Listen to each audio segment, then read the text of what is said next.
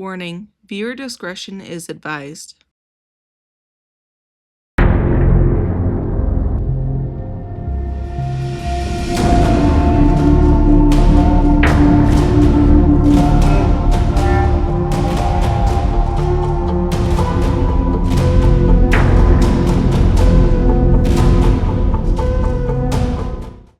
Hi friends, welcome to Meals To Unalive For, where we talk about a true crime case and I make a meal from scratch. I'm your host Jody Breton, and if you enjoy this episode, please like and subscribe. Today we're talking about Edmund Kemper, also known as the Coed Killer. A lot of people are pretty familiar with this case, but if you haven't heard about him, then I'm honored to be your first podcast about him. Edmund Kemper was born December 18th, 1948 in Burbank, California, to Clarnell and Edmund Kemper. He was the middle child and was the only boy, so he had an older and a younger sister, and both parents were well over 6 feet tall. And according to Ed, his mother was very demeaning, while his father took a more timid role. Clarnell would constantly demean her husband for his job as an electrician and talk about his previous job as a soldier during World War II. Clarnell also refused to show her son any affection because she said it would, quote, turn him gay. Because of the constant abuse Ed endured, he became shy and was constantly bullied by his classmates. When Ed was 9, his father would end up divorcing his mother, stating that the war was less stressful than living with Clarnell, which I think is a pretty big statement to make. It was also noted that Clarnell treated her daughters really well and had a deep-seated hatred of men, even if the men in her life were her son and her husband. So it didn't matter what the men in her life did. It was never good enough. Obviously, we don't know for sure, but psychiatrists analyzed her behavior and suspect that she may have suffered from borderline personality disorder due to the behaviors that she exhibited, but again, we'll never know for sure. After the divorce, Clarnell and her 3 children moved to a new home in Helena, Montana, where Clarnell was originally from. After they moved to Montana, Clarnell starts heavily drinking and she starts growing very distrustful of Edmund. Instead of him sleeping upstairs, she locked him in the basement at night because she felt he would do something to her and his sisters. And I couldn't get a clear answer if he'd done something to warrant this or if it was just her paranoia, but either way, that's what she did. Edmund had stated that this made a very negative impact on his psyche, saying that they went up to heaven upstairs and he was stuck down in hell in the basement. So obviously, it made a pretty large impact on his mind and how he felt about his mother. Ed also did say that at 9, he did start having those dark thoughts and fantasies. One game that he'd play with his sisters is pretending to be executed via gas chamber after learning about an inmate execution. So he would pretend to be gassed and, pretend to die and that sort of thing. And he said that he remembers enjoying acting out that fantasy. At 10 years old, Ed said that he finally started acting on those violent thoughts. He buried the family cat alive and dug it back up later and then dissected the body. Clarnell suspected Ed for the disappearance, but he never fessed up and said that he enjoyed both the torment of this poor cat and the obvious torment his mother had about it, suspecting him but not having proof that it was him. When Ed was 12, he had a crush on a teacher, and his sister teased him about it, saying that he should kiss her. And he stated that he'd have to kill her first, which I think is a pretty odd response. And he never really went into why he said this. When Ed was 13, the family got a new cat, and it really upset him that the cat preferred his sister over him. So he ended up killing it, unfortunately. He then dismembered the cat and kept it in a closet where Clarnell later discovered it due to the smell. Clarnell saw that this was proof that her son was dangerous, and this is when she starts physically abusing her son. She would slap Ed if she thought that he was misbehaving or misspoke about anything, and this only drove Ed to be more violent. It's really interesting because even as a child, you can see the slow progression of violence and like dark fantasy behavior due to his actions. So it was no surprise for what happens just a couple years later. When Ed turned 15, he ran away from home and hitchhiked back to Van Nuys, California, where his father lived because he just couldn't take living with his mother any longer. His father had remarried and now had a stepson, and they did take him in, but Ed very quickly wore out his welcome. He treated his stepbrother very poorly, and the stepmother felt uncomfortable in her home with him there. Apparently, there was an incident where his stepmother had gotten out of the shower and, like, had a towel wrapped around her, and when she opened the door and tried to go down the hall, he was in the hallway, and she asked him to move, and he wouldn't. He just stared down at her, like, looking at her breasts, so it made her very uncomfortable, which rightfully so. After that, she said that she no longer felt comfortable with Edmund in the house. Edmund had only been there for a few short weeks when his father sent him to live with his paternal grandparents in North Fork, California. It was said that his grandmother, Maud, was a lot like his mother. She was very controlling and often spoke badly about Clarnell, which really angered Ed.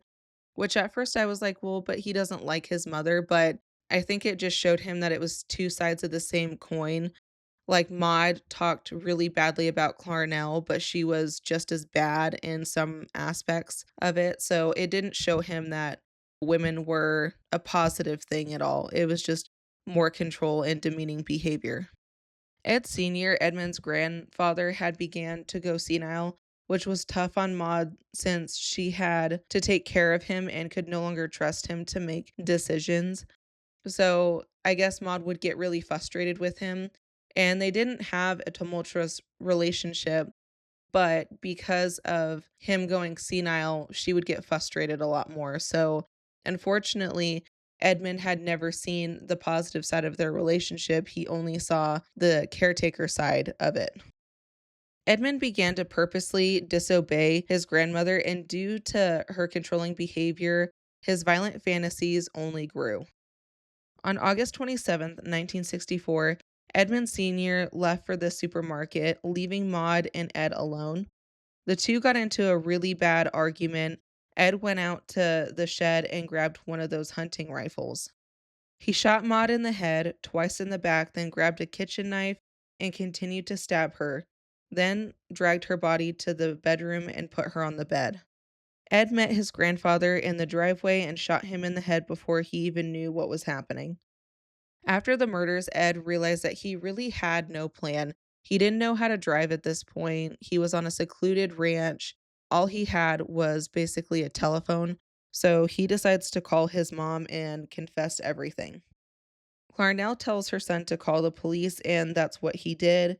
It was said that he was very polite and cooperative with the police, which surprised them. He answered all their questions, and when they asked why Ed did it, he said, and I quote, "I just wanted to know what it was like to kill Grandma." And when they asked about Grandpa, he said he didn't want him to know that his wife had died. After Ed was convicted, he was diagnosed with paranoid schizophrenia. Ed was deemed not guilty by reason of insanity and was sentenced to an indefinite amount of time at the Atascadero State Hospital. Immediately, he started to excel and was a model prisoner. Psychologists gave Ed an IQ test, and he tested at 145, which was very high. They also realized that he had been misdiagnosed and that his new diagnosis was passive aggressive disorder. Noticing that doctors were optimistic about his release, he hid his dark thoughts and began putting on a performance that he knew the doctors wanted so that way he would be released.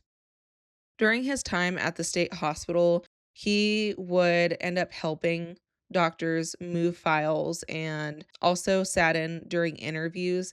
And unfortunately, this taught Ed to be a better criminal. He said that he would sit in with sex offenders and all sorts of different criminals, and he learned from what they did to not get caught. So he learned that it was better if you were going to sexually assault someone to also murder them so that way they couldn't be a witness. He also read patients' files and learned what kind of answers doctors were looking for and what looked negative, so he was easily able to manipulate the doctors that were working with him. Eventually, on December 18th, 1969, on Ed's 21st birthday, he was released and he had to enroll in college classes per his release or stay at a halfway house or a family member's house. No family wanted to take in, so his options were go back to the state hospital or move in with his mother since all the halfway houses were full. Ed chose to move in with his mother where she lived in Santa Cruz, California, and I guess for the first month they coexisted well together, but Clarnell quickly went back to her abusive ways. Ed decided that he wanted to be a police officer, and in 1970 he applied, but was denied due to his height. I guess there was a height restriction of 6'4", and Ed well surpassed that, towering at 6 foot 9 inches tall. So he was a very, very big man. This was deeply upsetting to Ed, but he did end up getting a job with the California Highway Department working road construction. He would hang out with local law enforcement at a bar called the Jury Room that was frequented by officers quite often, and they unknowingly would give him information about the Coed Killer case, and that's where he learned more about law enforcement and how they operated in general. Soon after, Ed was able to get an apartment with a friend in Alameda, which was a good thing because then he wasn't living with his mother anymore. Ed said that once he's moved out, he started looking for a girlfriend and he would fall in love with a 16-year-old girl, and they eventually got engaged. But Ed's mother was so against it and vocal about her disapproval that he ended it. When Ed asked his mother to introduce him to some girls closer to his age, she told him that he didn't deserve to have a nice woman in his life. In 1971, when Ed was 22, this is when he started to push the boundaries when it came to his dark fantasies. He started picking up female hitchhikers so he could grow more comfortable with them and learn how to manipulate them better. He'd purposely take the wrong turns and then claim them as accidents. He also built a stockpile of murder tools in his trunk, adding one item at a time. He'd collect plastic bags, knives, blankets, and handcuffs. Then, sometime in 1972, Ed lost his job with the highway department. On May 7th, 1972, 23-year-old Ed had a particularly bad phone call with his mother and decided that he would act out his dark fantasies. He would pick up two young women that day, 18-year-old Mary Ann Pache and Anita Latessa, at the California State University in Fresno. They wanted a ride to Stanford University, and Ed agreed. Ed said that it was clear that the girls didn't know the area, so he purposely started going the wrong way, and they ended up in Livermore in a secluded area. Ed pulled the car over and pulled a gun on the girls. He said that Anita was too shocked to do anything, but Marianne tried to de escalate the situation, even cracking a joke and trying to be as sympathetic to Ed as possible. He said that half of him was impressed by Mary Ann's calm and coolness, and the other half was infuriated by her resistance. Ed handcuffed Mary Ann to the seat, then put Anita in the trunk. He then put a plastic bag on Mary Ann's head, then began to strangle her with a bathrobe, but it snapped, and Mary also had chewed a hole in the bag so she could breathe. Enraged, he pulled a switchblade out and stabbed her repeatedly before slitting her throat. Anita asked about Mary Ann, and Ed said that she got smart with him, and that's when she saw the blood on his hands and started to panic. Ed tried to reassure her, saying that he just hit her and she got a bloody nose. One thing that was interesting about Ed and all of his cases is that he didn't like the fact that the women knew that they were going to be killed. He'd prefer them to just be unsuspecting until the very end, which I thought was interesting because some killers like to know and like to see the fear, but he wanted them to be as trusting and compliant till the very end. As Ed helped Anita out of the trunk, he pulled out a large knife called an original buffalo skinner and started stabbing her. He said that Anita fought hard but never stood a chance against him. He drove the girls back to his apartment, got them inside, and took pornographic photos of them. After, he decapitated both of them and used their bodies for sex. Once he was finished, he dismembered their bodies and put them into plastic bags, then scattered them across the back roads of Loma Prieta Mountain. Ed said that the only person that he ever felt remorse for killing was Mary Ann. He said that he constantly saw her blue eyes staring at him, and that it was a moment in time where he knew that he was giving in to his dark fantasies, and that's when he chose to have this life. In August 1972, 2 months later, some hitchhikers found Mary Ann's head and identified her via dental records, but they were unable to find any more of her or Anita. Unfortunately, police had no leads on who the killer was, so the case went cold.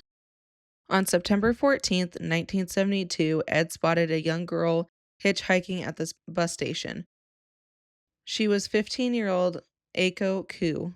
She missed her bus for her dance practice, so she tried hitchhiking to get a ride. Ed picked her up and said she really didn't worry until they got to the outskirts of town. He pulled a gun on her, and that's when he told her. Originally, he planned on kidnapping her, killing her, then killing himself, but he decided not to do that and just wanted someone to talk to. After talking about Ed's fictional depression for a while, Ed got out of the car to grab some tape out of the trunk and realized he locked himself out of the car with Aiko still in the car. Ed had been so convincing to Aiko that she unlocked the car and let him back in. Immediately after he got in the car, he suffocated her, sexually assaulted her, then strangled her to death. Honestly, it just totally broke my heart when I had read that, because she was so close to being able to get away. He then put her body in the trunk, drove her back to his apartment, dismembered her body, and used her for sex, much like he had the other two victims. He scattered Aiko's body, and only a small number of bones were found on November 29th, 1972, 1 month after. Sometime in December 1972, Ed had to move back in with his mother since he still hadn't found another job. He purchased a 22 caliber pistol, and on January 7th, 1975, he picked up 18-year-old Cindy Shaw at Cabrillo College. This time, Ed drove her to a secluded area and instantly shot her in the head. There was no warning or much conversation at all. He just wanted it to be over with quickly. He put her in the trunk of his car. Then, when his mother went to sleep, he hid the body in his closet. He then waited for his mother to go to work the next day. Then, following his usual MO, he sexually assaulted her, dismembered her, then dumped her body parts in the Pacific Ocean. However, he did keep Cindy's head, using it for his own sexual gratification, then buried it in the backyard with it facing his mother's window. He had said that he got a sick satisfaction from this because his mother always wanted people looking up to her, and so he got a lot of amusement from this sick act. Police did recover most of Cindy's body within 24 hours, and this is when they realized that they had a serial killer on their hands, but they had no leads. They just referred to him as the Coed Killer. The community warned women about hitchhiking, and Ed said that if a woman brought up the Coed Killer, he would let them go, and he never elaborated about it, but I'm pretty sure part of it is because he didn't like his victims to know that they were going to be killed. He wanted them to be cooperative and unbothered until the very end. On February 5th, 1973, after a particularly bad argument with his mother, Ed picked up 23-year-old Rosalind Thorpe and 20-year-old Allison Liu from UC Santa Cruz. Ed was in such a rage that without even stopping the car, he shot Rosalind in the head, killing her instantly, then opened fire on Allison. He then pulled the car over and shot Allison again, then put the girls in the trunk. He drove back to his mother's house and decapitated them right there on the street, and said that if his mother had looked out the window or any neighbors had passed by or looked out, They would have seen him doing it, but nobody did. He left the bodies in the trunk until his mother left for work the next morning. He brought in Allison's body and Rosalind's head, removing the bullets from both body parts, defiling them, then dismembering them in his usual pattern. He dumped them all over the Santa Cruz countryside. Police did find several of the body parts Ed had left, but had no way of linking Ed to the killings. During this time, another serial killer was active in the same area named Herbert Mullen. So, police didn't even realize that it was different killings at first or different people. So, it was adding to the confusion more than it already did. After this was when Ed said that he realized he was ready to kill his mother, who was the real target. On April 20th, 1974, 24-year-old Ed grabbed a claw hammer and a knife. He waited for his mother to fall asleep, slit her throat, and then bludgeoned her to death. He committed several more depraved acts, and he said it was to symbolize some aspect of the rage he felt towards her and that he wanted to humiliate her and shame her memory. Lastly, he destroyed her vocal cords and hid her remains in a closet. The vocal cords were mainly because he didn't want her to speak ever again. So it was very symbolic to how she lectured him and demeaned him all of his life.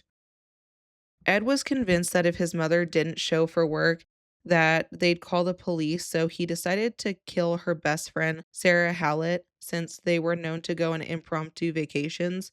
So he called Sarah under the guise of a surprise party for Clarnell, and unfortunately, Sarah falls for it. Once Sarah gets to the house, he strangles her, decapitates her, and spends the night with her body. The next morning, he hid both bodies in the closet, cleaned up, grabbed as much money available to him, and went on the run with Sarah's car.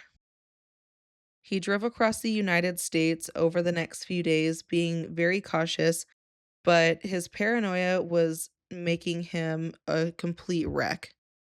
He knew that it would be very hard for him to hide in plain sight just with his height alone, so he decided to put an end to it before the chase even began.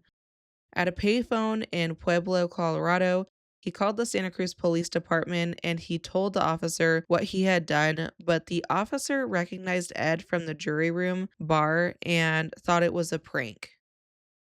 Ed called back and asked to speak with another officer, where they kept him on the phone while they searched his house, and they were shocked to find that he was telling the truth. Ed patiently waited for the Pueblo officers to arrest him, and during the drive, he confessed to the other six murders and being the Coed Killer. Ed went to trial and on numerous occasions tried to commit suicide. At first, he said that he was suffering emotional distress after killing his mother, but later he said that it was the antipsychotics they had put him on. On November 8th, 1973, Edmund Kemper was convicted of 8 counts of first-degree murder and given multiple life sentences. Edmund actually asked for the death penalty, but there is a moratorium on the death penalty in California, so he was sent back to Atascadero, where he still remains at 77 years old. I guess as soon as he went back to the state hospital, he went right back to his regular routine of being a hard worker and being a model prisoner there and just helping staff. And he's known for being one of the friendliest patients there. But I mean, I don't think that he should have been let out in the first place. But then again, he was very manipulative and weaseled his way out of there. I don't know, it's just such a crazy story. I don't know that anybody should be let out after killing 2 people regardless of age like that. Anyways, I went ahead and grilled an ahi steak with a avocado, tomato, and corn cob salad, crispy sweet potato fries, and a blueberry lemon tart. So there was really nothing that inspired me. I guess Santa Cruz is more of like a coastal town, so I decided to do something a little bit different with that. You'll also notice that I'm putting food in trays throughout the video, and if you're wondering what that is, I participated in a meal train this past week. for a woman local to me. So I will put her GoFundMe in the description if you feel called to donate. Unfortunately, she was the victim of domestic violence and she had to have brain surgery. So I wish her all the best in recovery. And if you want to aid in that recovery, you can do that by donating. Anyways, guys, I hope you guys enjoyed this episode. Let me know your thoughts down in the comments. Do you think he should have been let out at 21 or do you think he should have stayed there forever? I'd love to know your thoughts. And I will see you guys on the next one. Make sure to like and subscribe. Bye.